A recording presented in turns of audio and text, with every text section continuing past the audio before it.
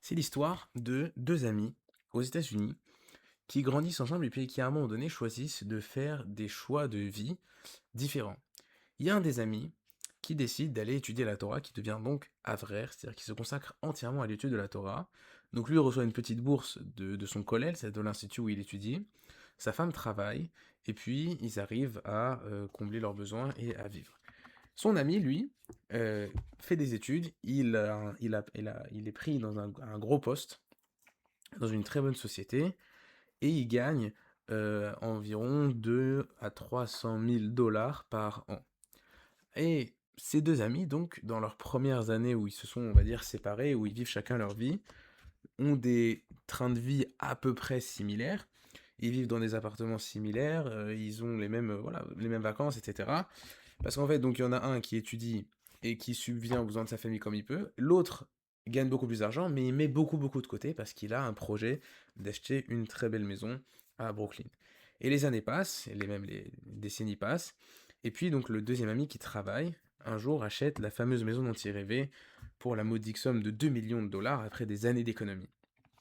Et l'autre, quelques années après, achète une maison similaire, le même standard. Et donc on se dit, mais comment c'est possible? Il y en a un qui gagnait 2 à 300 000 euros par an, l'autre il arrivait à peine à subvenir aux besoins de sa famille. Eh bien la réponse est toute simple, c'est qu'en fait le père de l'avraire a laissé en héritage beaucoup beaucoup d'argent, et ça lui a permis, donc lorsque le père est décédé, d'acheter la maison. Et donc en fait, quand on regarde leur vie après toutes ces années, ils ont eu des vies en fait quelque part similaires, ils ont gagné à peu près le même montant d'argent au final. Simplement, les moyens qu'Hachem a employés pour faire parvenir à chacun l'argent étaient différents. Celui qui a décidé d'être avare, de se consacrer à la Torah, Hachem lui a donné cet argent, si on peut dire, sans effort, parce qu'il lui est tombé du ciel un peu comme un héritage, alors que l'autre a dû travailler.